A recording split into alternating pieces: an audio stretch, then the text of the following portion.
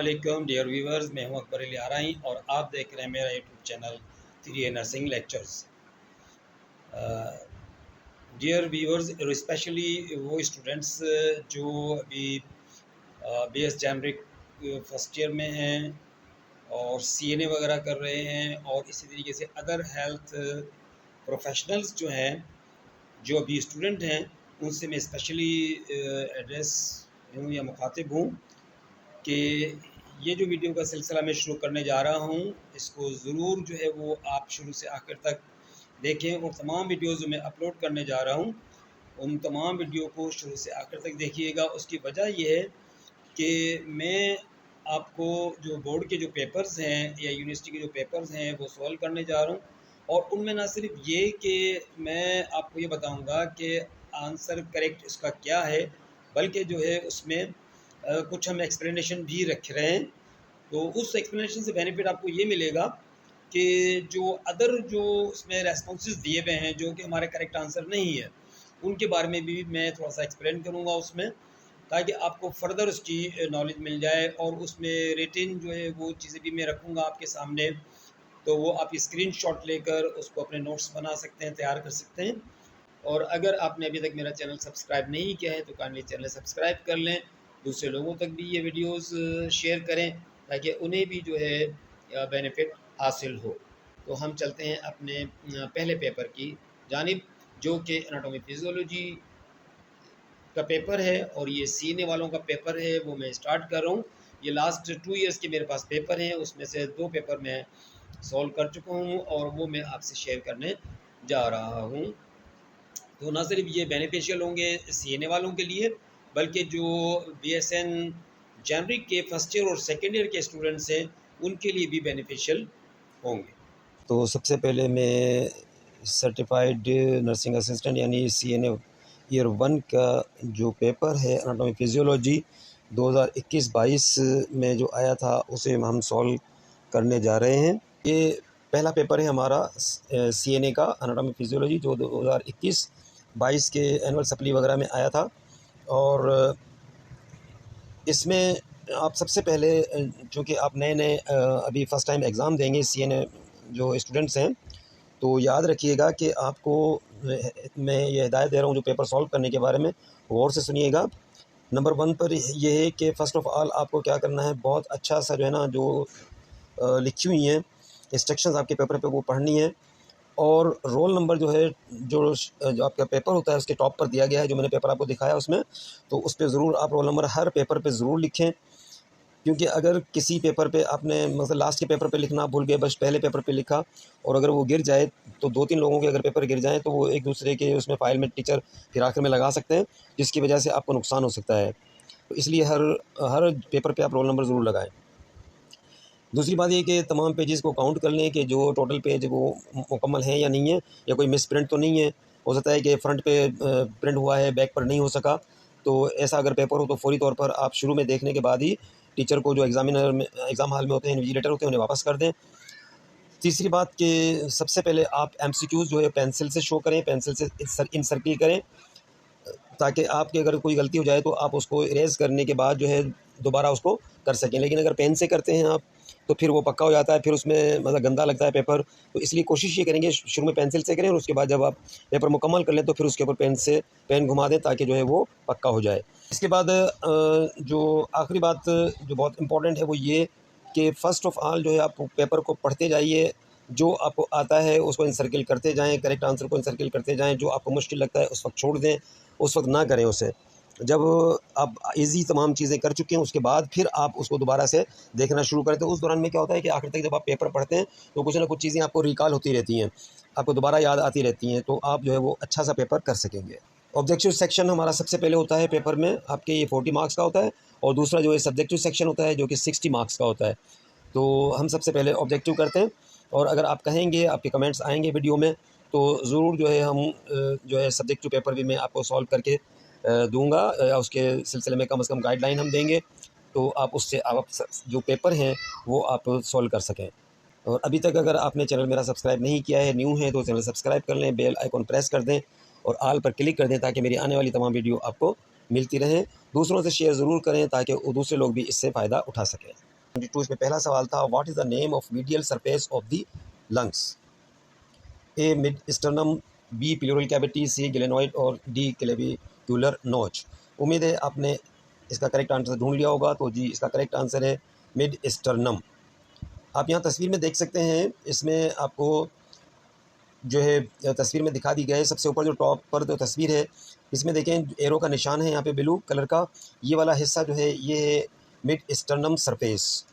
ठीक है जी, तो यही आपका करेक्ट आंसर है। अब जो दूसरे ऑप्शन दिए गए प्लूरल कैविटी, तो प्लूरल कैविटी क्या होती है, तो इसके बारे में मैं थोड़ी सी इन्फॉर्मेशन दे रहा हूँ कि ये जो डेफिनेशन में यहाँ पे लिखी है, ये डेफिनेशन आ जाए और नीचे ऑप्शन इस तरह से हों, तो आप जो है प्लूरल कैविटी को इनसर्किल करेंगे। तो प्लूरल कैविटी की डेफिनेशन है कि the space between two layers of the pleura, a thin membrane lining the lungs and chest वाल। प्लूरल कैविटी क्या होती है, ये जो लंग्स हैं इनको जो है वो इंसर्किल करती है, इसके ऊपर होती है और ये डबल लेयर की होती है, जो कि आप यहाँ तस्वीर में देख भी सकते हैं कि यहाँ पर जो देखें ये जो विसरल है, ये ग्रीन कलर की जो लाइन कर रही है लंग्स को, इसको हम विसरल प्लूरा कह रहे हैं, क्योंकि ये हमारा विसरा है लंग। और दूसरी जो है ये पेराइटल, देखें आप ब्लू कलर की जो लाइन है पूरी इंसर्किल कर रही है कंप्लीट। आप देखें दूसरी तरफ भी ये ब्लू जो लाइन है, ये जो कवरिंग है, इसे हम पेराइटल प्लूरा कहते हैं। और इसके दरमियान जो स्पेस है, देखें यहाँ पे जो ऊपर टॉप पे लिखा हुआ है प्लूरल कैविटी, तो इसमें वाइट कलर का जो स्पेस नज़र आ रहा है ग्रीन और ब्लू लाइन के दरमियान, इस स्पेस को हम कहते हैं प्लूरल कैविटी। और इसमें फ्लूइड होता है, प्लूरल फ्लूइड होता है। ठीक है, और ये अगर फ्लूइड नॉर्मल से ज़्यादा हो जाए तो उसे हम प्लूरल एफ्यूजन कहते हैं। ठीक है, जिसकी वजह से डिफ़िकल्टी इन ब्रीथिंग होती है। अब चलते हैं नेक्स्ट ऑप्शंस की तरफ।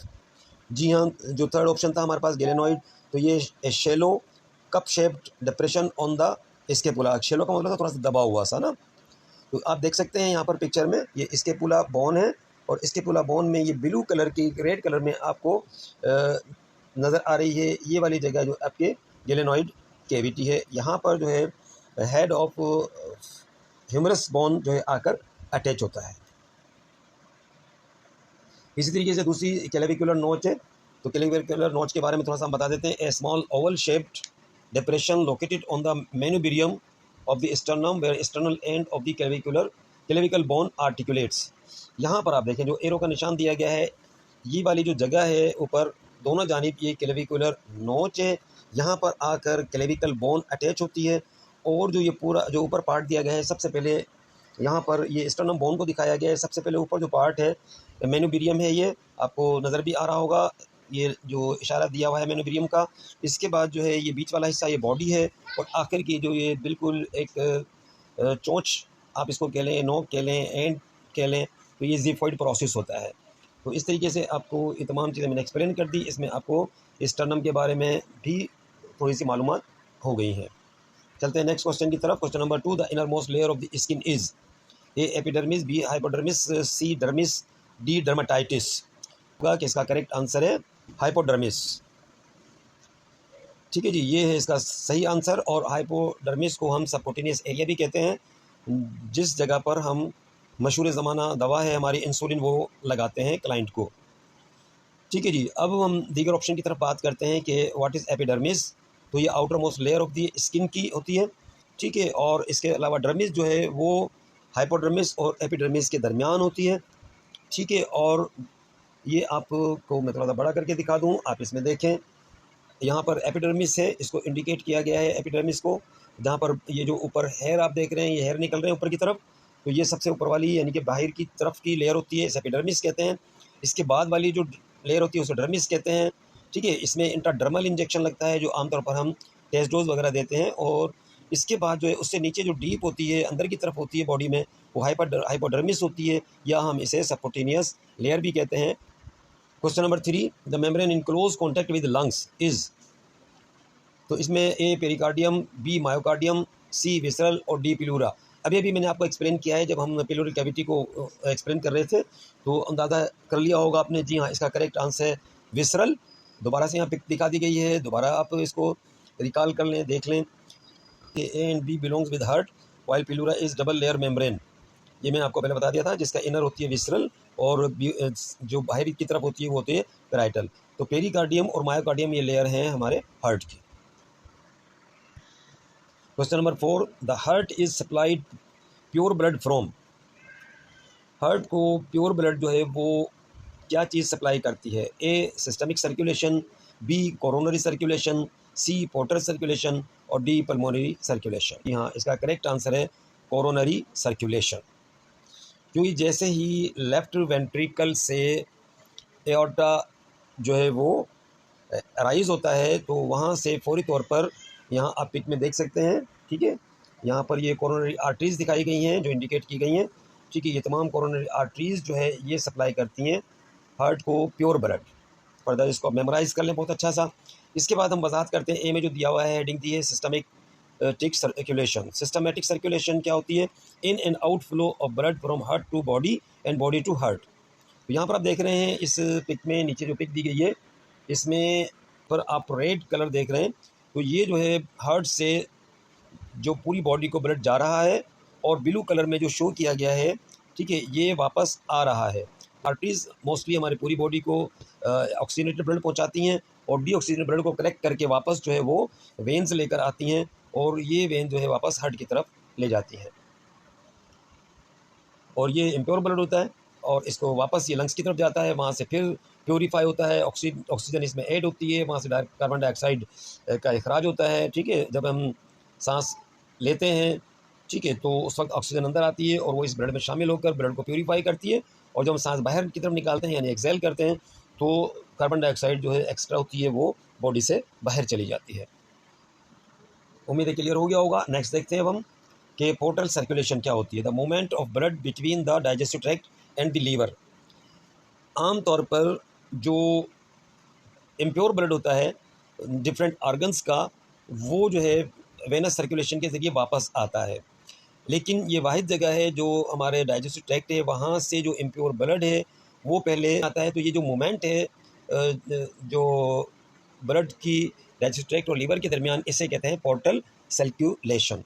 तो इस पोर्टल सर्कुलेशन के थ्रू जो है इम्प्योर ब्लड जो है हमारा आ जाता है लीवर में, और यहाँ से फिर जो है ये जाता है इन्फीरियर वेना केवा में, और फिर जो है वहाँ से जो है हमारे राइट एट्रियम में आ जाता है। तो इस तरीके से वापस हार्ट की तरफ लौट जाता है और फिर प्योरीफाई होने के लिए जाता है। इसके बाद पल्मोनरी सर्कुलेशन है। तो पल्मोन जो है, जो दूसरा नाम है वो है हमारे पास लंग्स का, यानी फेफड़ों का, ठीक है। तो system that transports blood between the heart and lungs for oxygenation. तो ऑक्सीजनेशन के लिए यानी कि ऑक्सीजन शामिल करने के लिए, जैसा मैंने भी थोड़ी देर पहले बताया कि जो लंग्स की तरफ लेकर जाता है और वापस लंग्स से लेकर आता है ब्लड को, इसे हम कहते हैं पल्मोनरी सर्कुलेशन। यानी कि हार्ट से पल्मोनरी आर्टरी के ज़रिए जो इम्प्योर ब्लड होता है वो लंग्स में जाता है और लंग्स में प्योरीफाई होती है, जब हम सांस लेते हैं ऑक्सीजन शामिल होती है, और फिर ये वापस पल्मोनरी जो 4 पल्मोनरी वेन होती हैं उसके थ्रू वापस जो है हमारे जो लेफ़्ट जो है एट्रियम होता है उसमें आ जाता है। तो ये एक पूरा प्रोसेस होता है। चल जी, क्वेश्चन नंबर 5 है, the amount of blood pumped by heart in 1 beat is called. यानी कि 1 बीट में एक दफ़ा धड़कने पर या पंप होने पर जो है कितना जो अमाउंट निकलता है उसे क्या कहते हैं? ब्लड का जो अमाउंट निकलता है उसे क्या कहते हैं? तो इसमें आंसर है a stroke volume, b tidal volume, c residual volume और डी माइन्यूट या मिनट वॉल्यूम। जी, इसका करेक्ट आंसर है स्ट्रोक वॉल्यूम। यानी कि ब्लड का वो अमाउंट जो हार्ट एक मरतबा पंप करता है उसे हम स्ट्रोक वॉल्यूम कहते हैं, और आमतौर पर ये स्ट्रोक वॉल्यूम होता है 70 मिलीलीटर होता है। ये चीज़ भी आप नोट कर लें अपने पास, ठीक है। और इस तरीके से हमारा जो पूरे यानी कि जो नॉर्मल हम हार्ट बीट कहते हैं, जो एवरेज कहते हैं हम 72 से 80 होती है, तो अगर हम इसको मल्टीप्लाई कर लें तो तकरीबन अबाउट 5 लीटर जो ब्लड जो है वो इस तरीके से हमारा हार्ट पंप कर रहा है 1 मिनट में हमारी बॉडी के लिए, ठीक है। तो ये देखें कुदरत की इतनी ज़बरदस्त शान है, जब से हम पैदा होते हैं तब से लेकर और हमारी ज़िंदगी जब ख़त्म होती है तब तक हमारा दिल जो है वो बिला किसी स्टॉप के, बिला किसी रेस्ट के मूव करता रहता है, हरकत करता रहता है और हमारी बॉडी को ब्लड मिलता रहता है। जी, सेकंड ऑप्शन हमारे पास जो है वो है टाइडल वॉल्यूम। तो टाइडल वॉल्यूम क्या होता है? The amount of air inhaled and exhaled during a normal breath.